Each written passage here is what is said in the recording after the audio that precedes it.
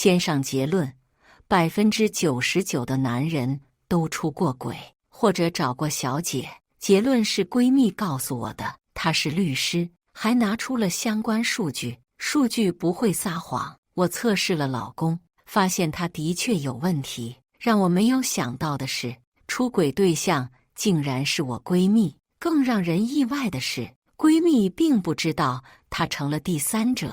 亲情长相守，真情在人间。大家好，我是秋兰，欢迎观看《真情人间》。要是把这个数据拿给我老公看，他估计又要开始抨击了。律师事务所里，我抽出时间来看闺蜜李莹莹，意外在她办公桌上发现了一份调查数据。这个数据涉及到保密问题，李莹莹粗心没第一时间收起来，被我发现。李莹莹白了我一眼，看过就算了，记得保密。她走到办公桌前，将文件放进保险箱里，转过身好奇地问我，话说咱俩都认识1年了，我特别好奇你老公叫什么名字。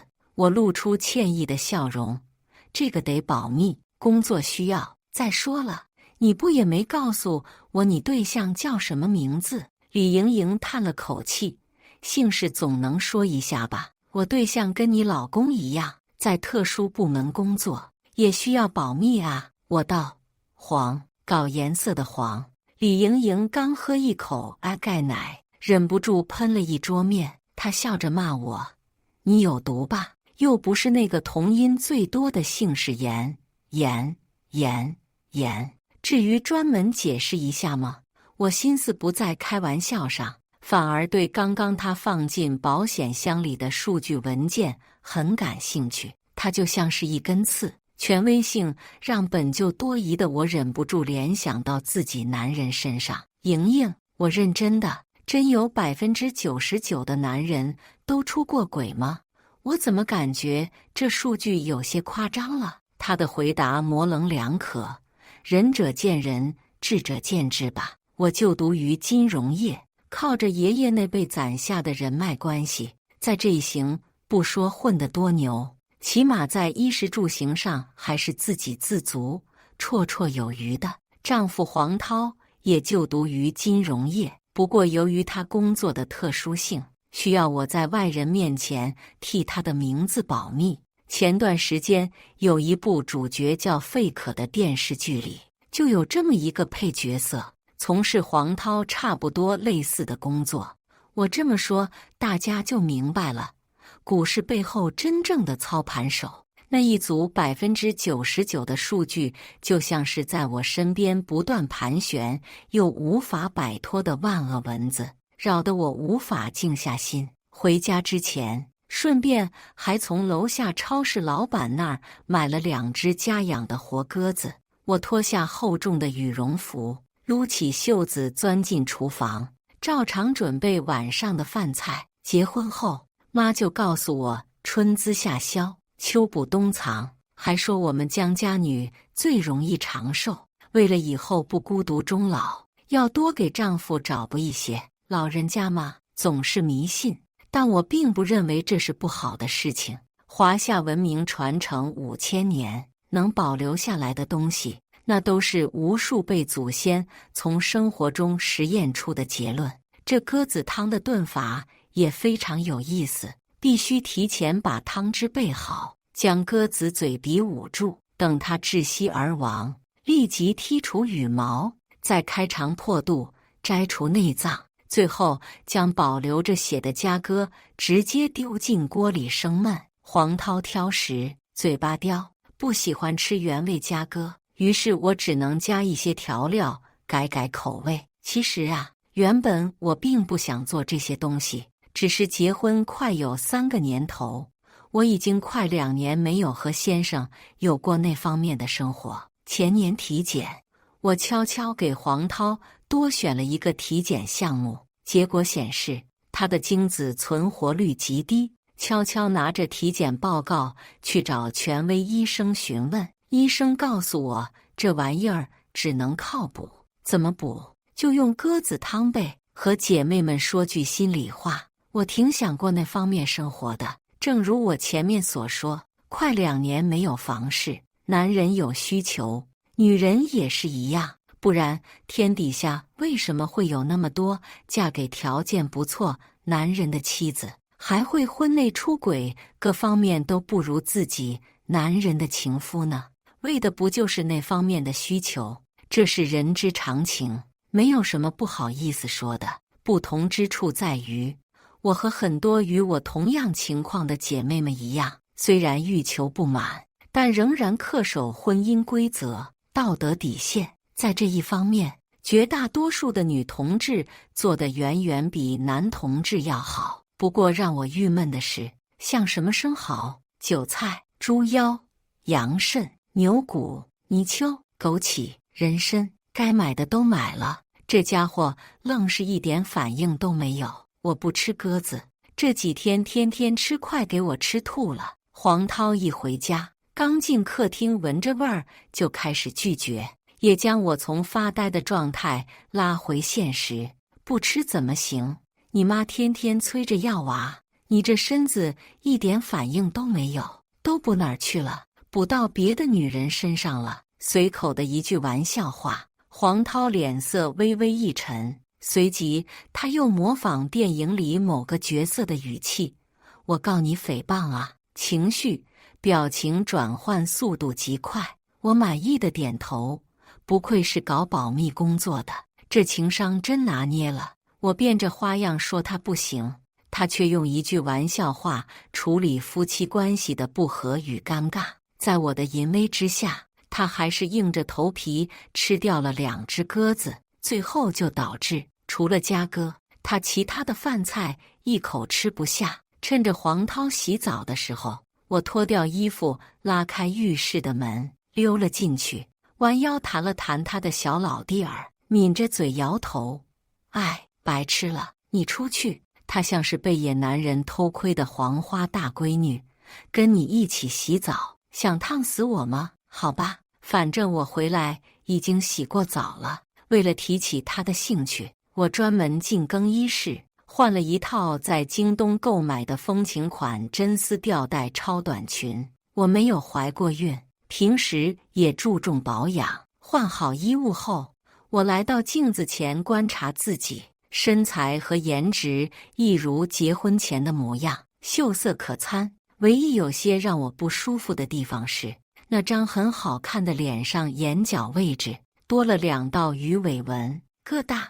黄涛拉开卧室房门，一眼便看到我在镜子前自恋。今晚要加班，你先自己玩会。一句话将我所有的兴致浇灭。以前的时候，他总是会给我发一些奇奇怪怪的视频，让我学习里面的动作女演员。今天的我做了很多思想工作，甚至还买了口服清洁液，结果被他轻飘飘的一句话整得有点破防。黄涛，你是不是出轨了？此话何解？黄涛刚从公文包里掏出笔记本电脑，听到我的话明显一愣。咱俩快2年没在一起了吧？刚结婚那1年你可不是这样子的。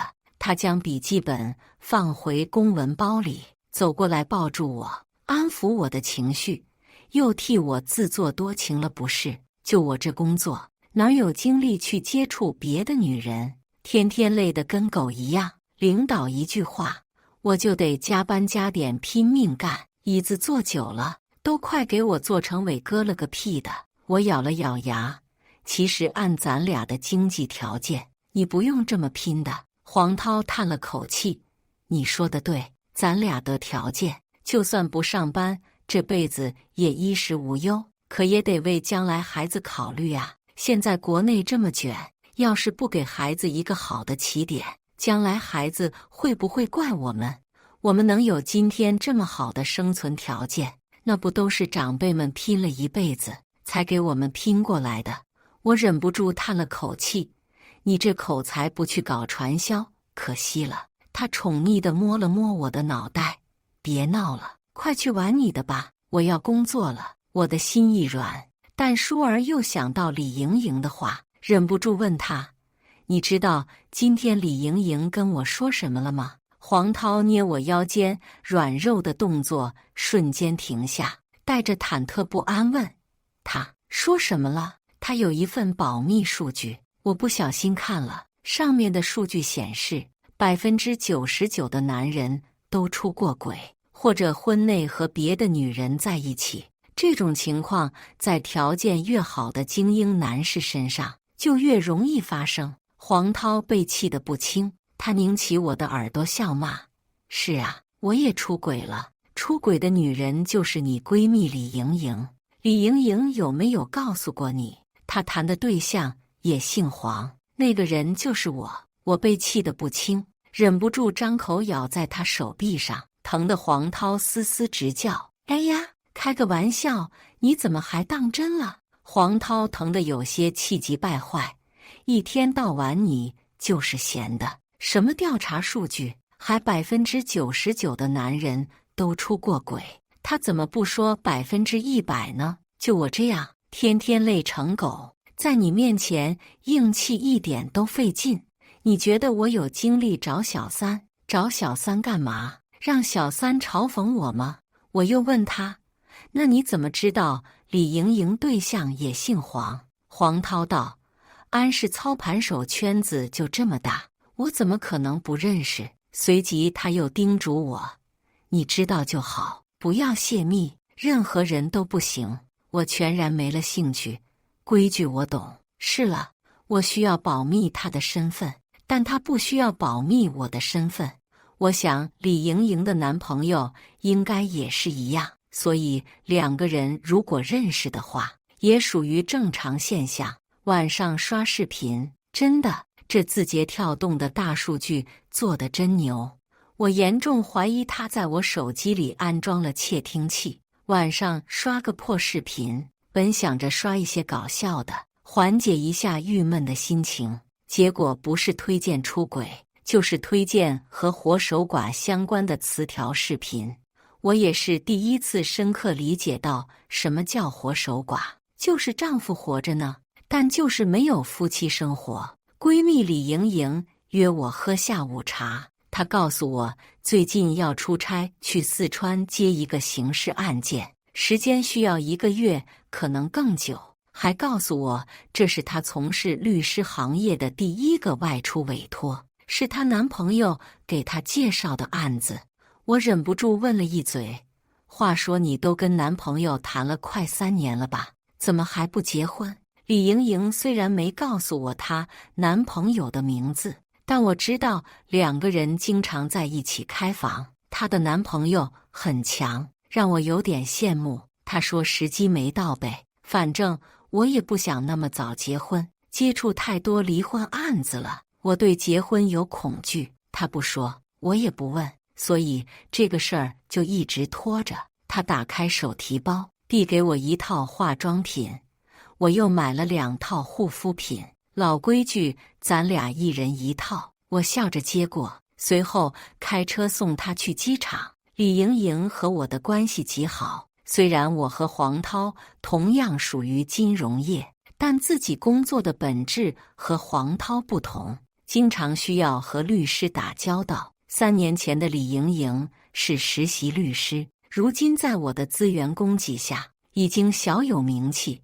她是个非常懂得感恩的人，赚了钱也经常会给我转发5000、1万、3万这种大额红包。我没有点名，她也只说是跟我关系好，乐意给我花钱。其实说白了就是吃回扣，所以也经常会在买一些昂贵化妆品、品牌香水，甚至是风情内衣的同时，给我也带一份一模一样的。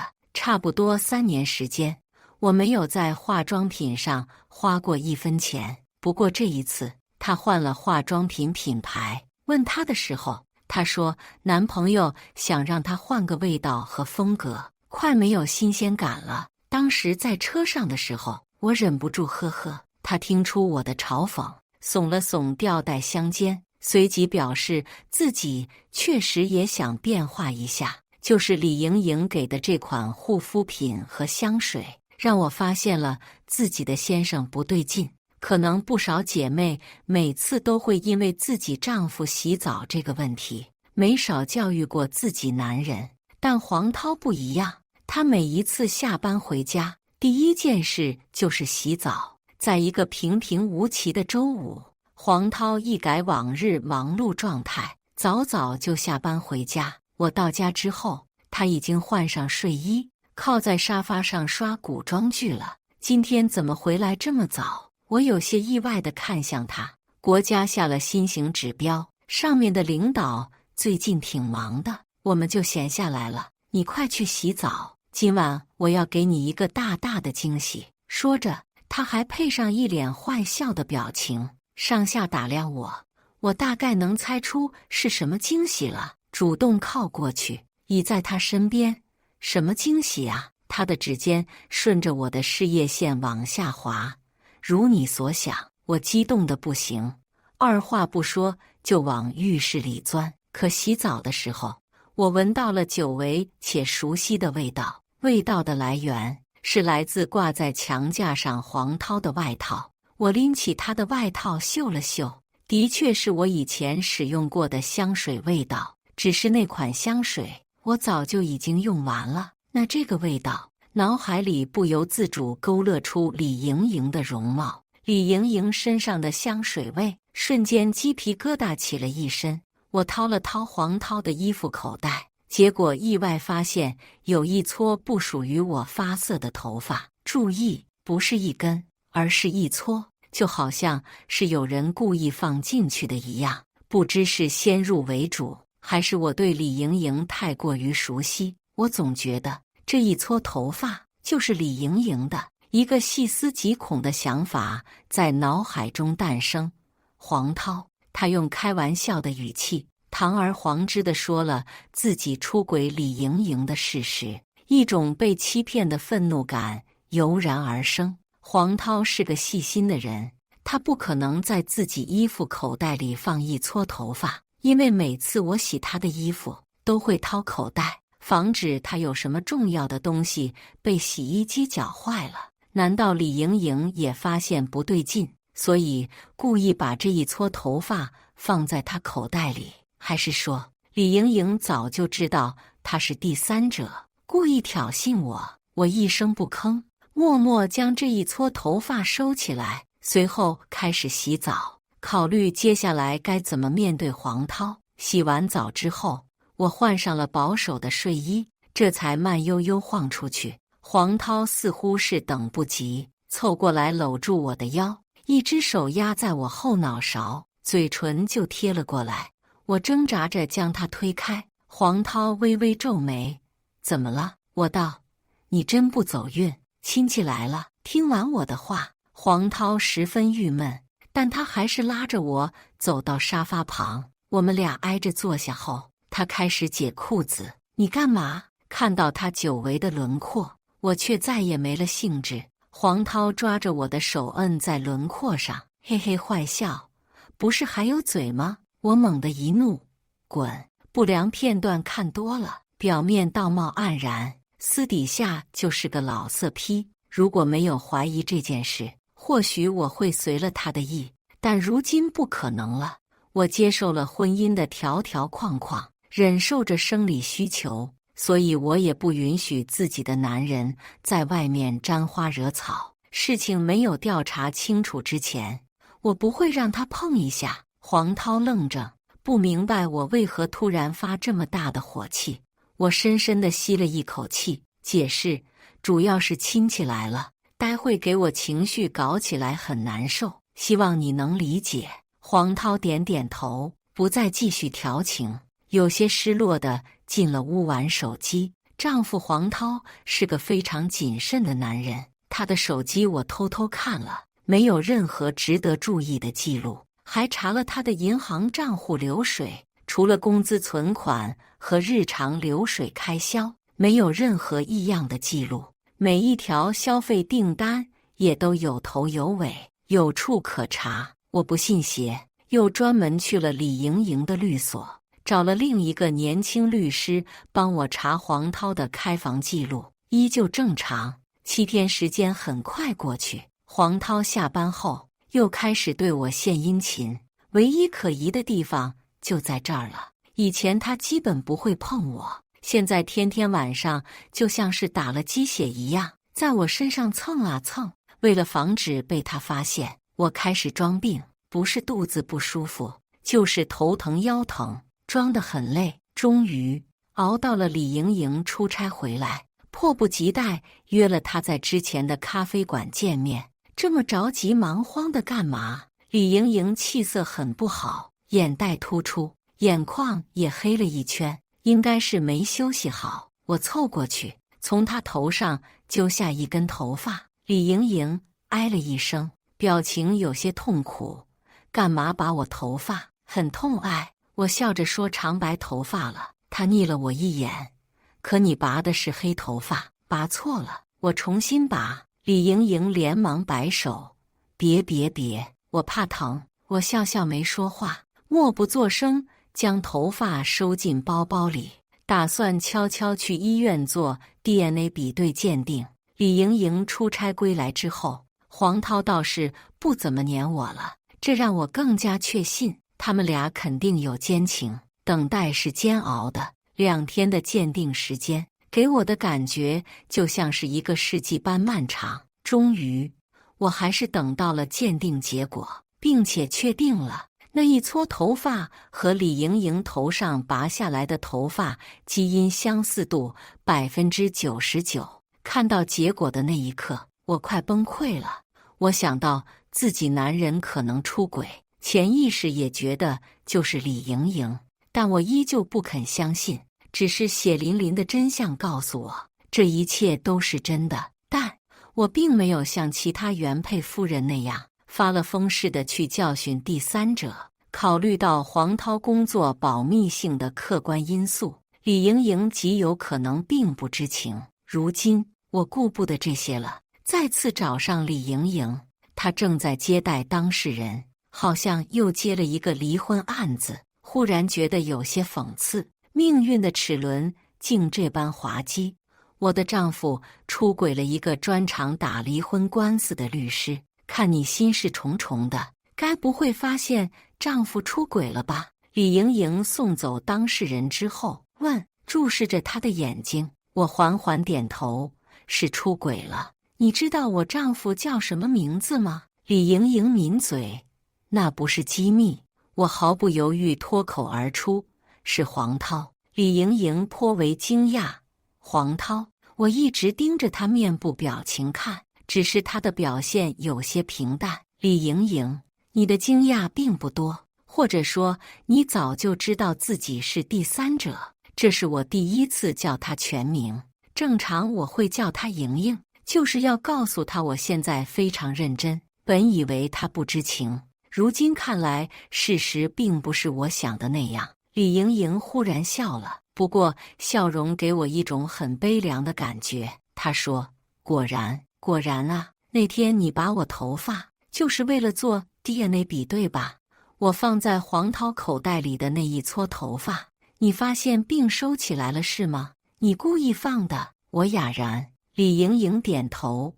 首先声明一点，当初我和黄涛谈恋爱的时候，并不知道他是你丈夫。其次，我也是最近几个月才发现异常的。李莹莹全盘托出，她说，那天放在办公桌上的那份男人出轨率高达99%的机密数据文件是有的放矢，还说其实早在半年前，他就意外发现黄涛曾和我一起去过酒店。当时他问黄涛，他的回答也很自然。黄涛竟然说我是他同事的老婆，因为工作保密性，他负责把我接到酒店，和他同事夫妻团聚。天真的李莹莹信了，只是后来李莹莹发现黄涛身上的香水味是自己送给我的，没想到她也从香水上抓住了黄涛的谎言端倪，于是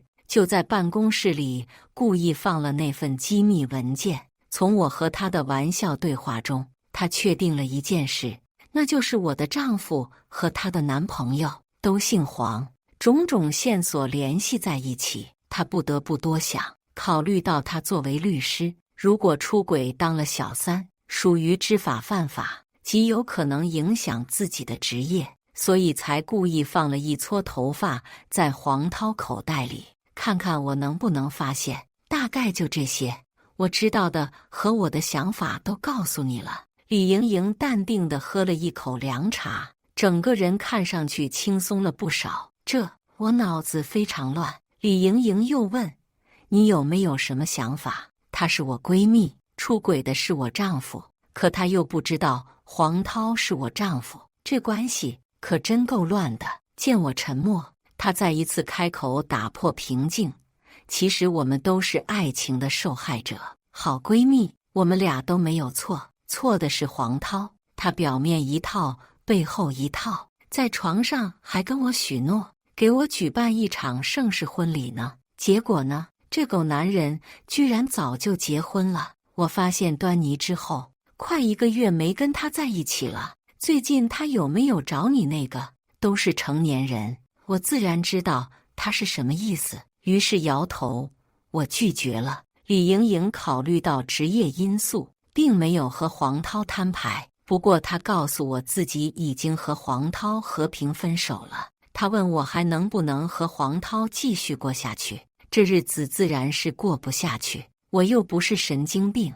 李莹莹语出惊人：“那我们联手一起把黄涛搞垮。”我沉默了，并没有给他直接的答复。回家的路上，我非常纠结。李莹莹的报复手段太高明，会把黄涛打入18层地狱，让他永世不得翻身，甚至有可能会面临牢狱之灾。我怀疑自己有病，这种时候了，居然还替着黄涛考虑。黄涛一如既往的温柔，尤其是今晚，我回家比较早，他比我回家还早，甚至还亲自下厨，做了一顿丰盛的龙虾饕餮大宴，麻辣龙虾、蒜蓉龙虾，甚至还有清蒸大虾。桌上除了摆着3大盘龙虾外，还有我最爱喝的白桃味道的冰镇瑞欧鸡尾酒。老婆回来了。黄涛解开身上的围裙，笑呵呵地搀着我入座。今天怎么想起来做龙虾了？我问他。黄涛开了一瓶瑞欧，递给我说：“最近看你情绪不对，我寻思是不是自己忙于工作，忽略了照顾你的情绪，所以今天特意准备了这一桌子你最爱吃的，想给你赔个不是。你真的爱我吗？”我红了眼，忽然问他：“那是自然。”黄涛的回答一如既往的坚定。还记得我跟你说过的话吗？李莹莹的那份机密数据。黄涛蹙眉打断：“你说那什么男人出轨率高达99%的调查报告啊？”我点头。他轻轻地叹了口气：“哎，李莹莹这女人有病吧？好好的把我老婆搞 emo 了。好，那今天咱夫妻俩就来和坦白局，就像前任无理丁点于飞那样。”我忍不住反驳他：“前任不是只出到第4部。”黄涛宠溺地摸了摸我的脑袋：“还行，没有完全被洗脑。”忽然觉得他好无聊，以前自己怎会被他用各种无厘头和粗劣的融梗给逗笑呢？或许那会是因为我无脑信任他。如今婚姻关系有了新的危机，让我清醒了不少吧。黄涛说：“跟我谈恋爱之前，花钱找过小姐姐开荤，也谈过一任女友，还同居了。但他向我发誓，说结婚之后绝对没有出过轨。”这话我自然是不信的。黄涛再一次向我演示了什么叫虚伪。关于性，我这个已婚女人能忍2年都已经是极限，他一个热血方刚的男人又如何忍得了？必然是有别的释放渠道。恋爱结婚之前，他的过去我不会介意，可结婚之后，我绝对不允许自己的男人出轨，或者和任何一个女人有亲密关系。今天没胃口，龙虾什么的你自己吃吧。既然他不肯说实话，那话题也没有继续下去的必要。这精心准备的龙虾更像是一种讽刺。黄涛抓狂，冲进屋追问我到底怎么了。见我不回答，他就想动墙。我一个女子又如何比得过男人的力量？最后被他压在床上的时候，不得不狠狠咬了他手臂一口，这才阻止了他。黄涛冷着脸说我无理取闹，质问我是不是想离婚。我说是的时候，他沉默了。李莹莹叫我不要把事情说出来，防止被黄涛知晓后有对策。闺蜜建议我，只要能让黄涛触犯行业原则，他就会被扫地出门。多余的话没有多说，我明白他的意思。作为黄涛的妻子，相关部门除了监控黄涛之外，我也在监管之列，这是这份工作赚钱带来的必然副作用。如果我泄露一些消息，那黄涛的操盘者之路也就走到头了。半个月的时间一晃又过去了，李莹莹有些着急，话里话外地问我为什么还是一点动作都没有，甚至问急眼了，还骂我是不是有病。黄涛都出轨了，我还一声不吭。沉默是有原因的，我总有一种被人操控的感觉，就像是一张看不见的无形大手推着我不得不往前走一样。周六下午，黄涛说公司临时有事，晚上可能晚点回来。没多久，我的手机就收到了李莹莹打来电话，说她看到黄涛和另一个女人开房。我问闺蜜是怎么知道的，闺蜜一愣，随后道：我当然知道了，黄涛绑定了我的卡，他只要用我的卡，我这里就会收到短信提示。是啊，之前我还寻思黄涛所有的消费记录都没有问题，就是最大的问题。李莹莹一句话直接解开我的疑惑，黄涛没用我所知道的卡，而是另外给李莹莹开了一个户头，所以我根本查不出来。地址发给来，我现在过去。如果真的亲眼看到黄涛出轨了，我一定不会让他好过。赶到酒店时，和同时下车的李莹莹意外碰面，我问她怎么也来了。李莹莹说，黄涛也是我男朋友，劈腿这种事情我当然要来，可你俩已经分手了。李莹莹迟疑一瞬解释，黄涛骗我那么久，分手也不耽误我看他的好戏。解释的理由有些牵强，不过我没心思跟他细究。李莹莹带头上楼，她知道地址，我跟在后面。很快，她就来到一处房间门口，敲响房门。房门被打开，黄涛的头探出：你怎么来了？听得出他非常惊讶。当黄涛看到我的时候，就更惊讶了。我有些疑惑，正常男人出轨被逮住，不应该是惊恐害怕，怎么老公还能如此淡定？李莹莹估计也是一样的想法，她猛地推开门冲进屋，我顺势跟进去。的确在沙发上看到了一位陌生女人，两人衣衫完整，屋内气息正常。沙发前的茶几上还放着2台笔记本。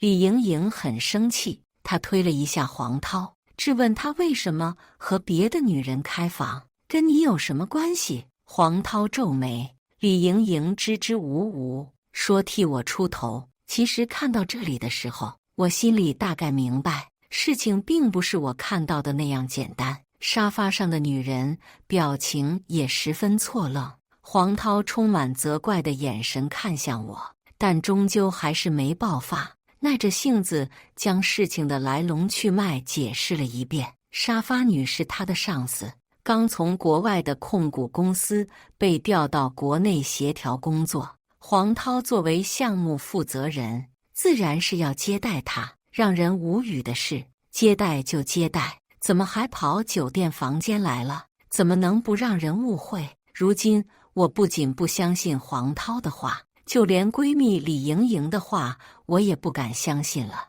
明知道黄涛很可能出轨，可就是找不到他出轨的证据。李莹莹说有消费记录，却也不愿给我看，还说涉及机密，这种无法掌控的感觉很不好。我一时间不知道该怎么办了。于是我重新捋了一遍事情经过。李莹莹发现自己男朋友有问题，于是故意放了一份调查文件给我看，确定我丈夫和她男友同姓黄，可能是一个人，因此怀疑自己可能被骗，借口出差，悄悄放了自己的一撮头发在黄涛衣服口袋里，又故意换新的护肤品和香水送给我，以此来试探我。因为那份数据报告加上2年未行房事，对丈夫产生怀疑。后来又发现头发，在闻到丈夫身上的香水味不对后，怀疑丈夫在外面有女人。在李莹莹刻意引导下，我拽了她的一根头发和保留的那一撮头发去医院比对 DNA， 确定2种头发都出自于李莹莹。所以当时我几乎坚定地认为黄涛一定是出轨了。可事情发展到现在，我没有看到过黄涛出轨的实际证据，无论是从消费记录也好，别的方向也罢。还有一点值得注意的是，李莹莹一直引导我跟她一起对付黄涛。最近我没少问李莹莹有没有和黄涛在一起的视频或者合照，李莹莹总是借口保密说没有。黄涛的职业虽然特殊，可没有特殊到连和亲近的人拍照录制的权利都被剥夺呀。谁家好情侣不拍照的？反正我是没见过，又不是地下党那群搞情报的。所以前面说我谁都不敢轻易相信。半个月后，一件事情的发生让我不得不庆幸自己当时的冷静有多么重要。李莹莹被警察抓了，一个律师因为触犯法律而被抓。虽然这种情况在国内数量不少，可现实中我是第一次碰到。没多久，黄涛也被公司解雇，他终于肯跟我坦白，黄涛跟我结婚之前和李莹莹是情侣关系，2人读的都是政法大学。毕业之后，黄涛在家里介绍下跨行干了现在的工作，李莹莹则是考上律师。2人大学毕业后曾同居过一段时间，后来因为一些生活矛盾分手了。值得一提的是，分手不到1个月，黄涛在家人的介绍下就和我相亲认识，没多久就结婚。李莹莹得知这个消息后，整个人都崩溃了。她不明白为什么自己谈了快4年的男朋友，如何在这么短的时间娶了另一个女人。后来她开始接近我，同时纠缠黄涛。他的那份99%的出轨数据是真是假我不清楚，但黄涛说他的确没忍住出轨了，和李莹莹重拾旧情。